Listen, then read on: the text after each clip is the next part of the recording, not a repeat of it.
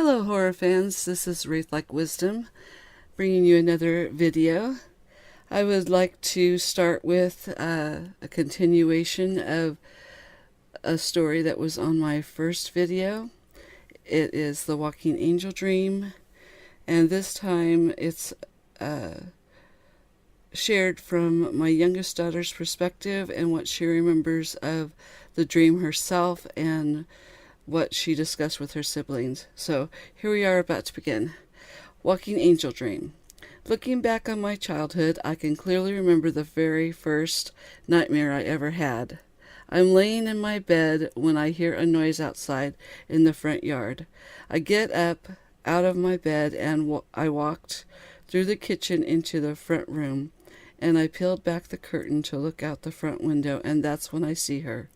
A pale woman in a tattered white dress staring at the house from the sidewalk as if looking through it. I immediately rushed to my left to lock the front door. Slowly backing away from the door in fear, I turn to the back of the house to realize the back door is unlocked. Running through the kitchen towards the back door, I'm stopped in my tracks as I reach the steps into the back room. She's there, standing at the back door. I stop, frozen in my tracks. She slowly opens the doors and steps inside. I turn and run toward the front, unlocking the door and running out into the street. I stumble and fall. I look back and she's just stepping out of the front door, coming towards me. I run for what seems like forever, only to look back and realize I'm only just halfway across the neighbor's yard, and the woman is gone. I take a step towards the house when I hear a scuffling behind me. I turn and she's there, just behind me. I scream and nothing comes out. I run towards the house through the front door, leaving it open behind me. Knowing it won't help, I run back into my room and slam the door and dive under the bed, knowing at this point in some part of my mind that it's just a dream, because in real life I can't fit under my bed. But as I lay there hiding under the bed, I know somehow, even though if that's a dream, I'm not safe. Peering out from under the bed, I see the door of my bedroom open, and that's where it ends. I wake up, safe in my bed, my sister snoring in hers. Only that's not really where it ends, because the next morning, sitting at the breakfast table, I tell my siblings, my sister and my two brothers, about the nightmare I had. When I finish describing my nightmare, they just sit there and stare at their breakfast, forgotten. Before my sister finally says, also had that exact same dream that night, we both turn and look at our brothers to hear them say that they too had the exact same dream. Over the years, I had the same dream more than once. Then one day the dream stopped, unannounced, as if they never happened at all. Eureka Springs, Arkansas. My friend's uncle was the oldest of 3 kids and was allowed to explore the woods on his own, even though he was only about 9. One day he came across a little cottage nestled in the woods. He knocked on the door and was greeted by 2 old ladies. He promptly asked for some water, as he had been exploring for hours. The ladies invited him in and gave him milk and cookies and sat down and talked with him while he pet their white cat. They talked for a while, and they eventually invited him to stay for dinner and spend the night, because it was getting dark and he was a ways from home. His parents were pretty used to him being in the woods for nights without coming back, so he accepted without question. He spent the night without incident and returned home the next morning. He visited many more times over the next year, and one day they told him to bring his parents and brothers the next time he came. So the next week, the whole family embarked on the long trek to the cottage. When they arrived, however, they found the remains of a small cottage that appeared to have been abandoned for years. Everyone was confused, as they all trusted that my friend's uncle had visited the women many times. They had absolutely no idea what had happened, or if my friend's uncle had actually been visiting anybody. To make things even weirder, as they were leaving, an old skinny white cat ran past them, darting into the trees, leaving them in utter shock. Story number 3. White glowing eyes. The following is a very true experience. I've never actually wrote this down before, and I don't know if anyone has experienced this too. This happened between 1989 and 1990, and I was about the age of 4 years old. To this day, I still get chills thinking about it, and I wonder if, in some way unknown, it changed me. My parents had a house in the Inland Empire of Southern California, and at the time my brother hadn't been born yet, so I was still the only child. To give you a layout, my parents' house was a 2-story house located in a cul-de-sac. On the bottom floor, there was 2 bedrooms, a bathroom, the living room, and the kitchen. The second floor was just the master bedroom and bath. All you could see from the street was the garage and one of the bedroom windows on the bottom floor, and the window of my mom's bathroom on the second floor. To get to the front door, you had to walk along the cement pathway that ran alongside the house. You had to pass the first bedroom that you can see from the street.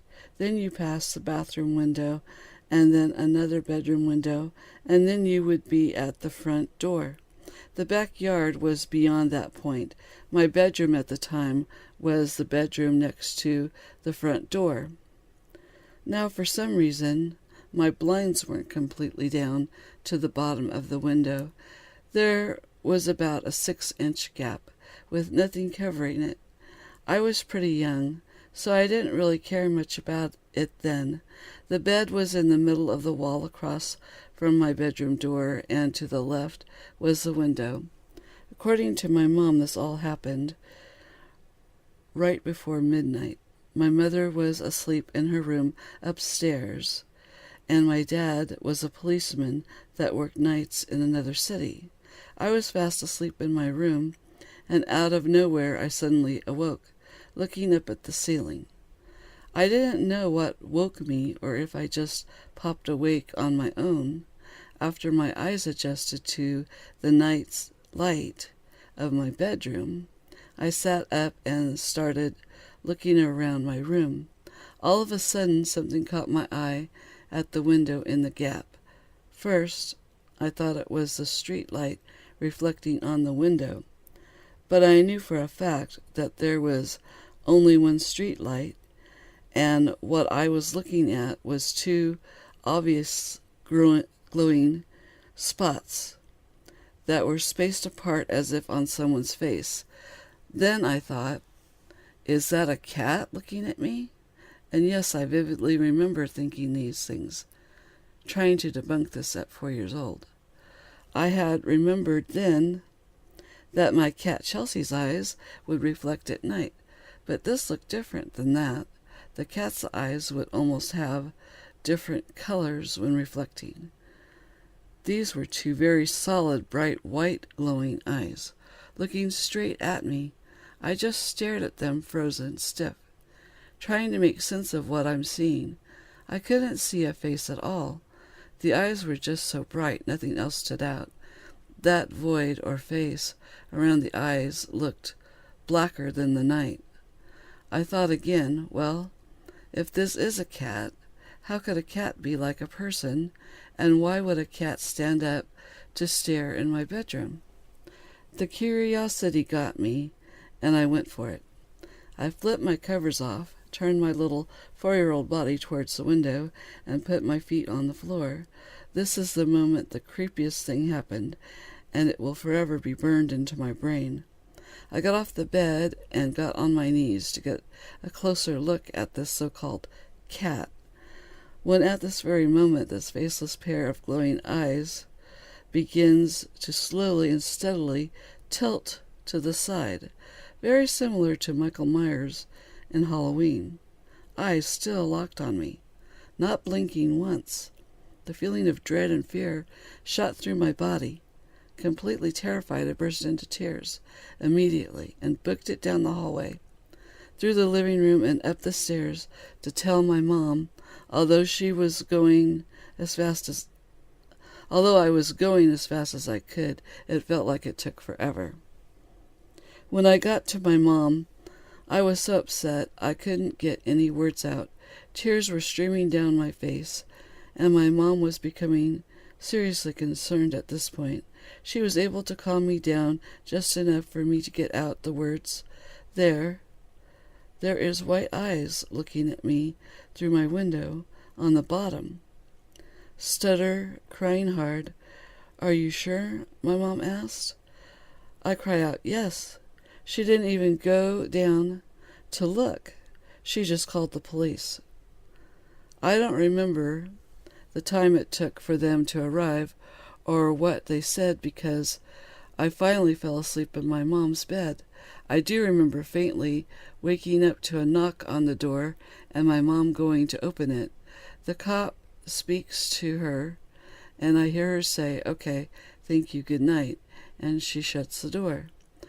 Did they find it, Mommy? I asked, half asleep. No, honey, he said they couldn't find anyone, my mom told me softly. It's okay now.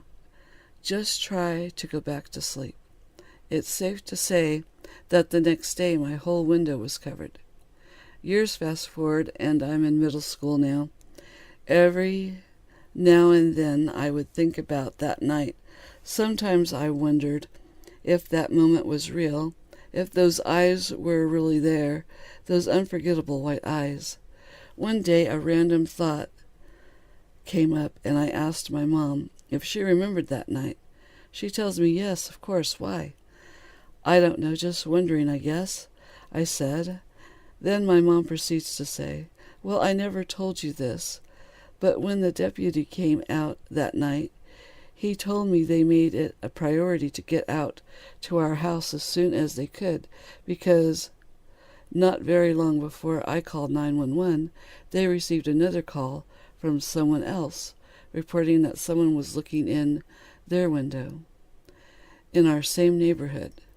Hearing that sent chills down my spine, and to this day I wonder who or what was looking at me that night.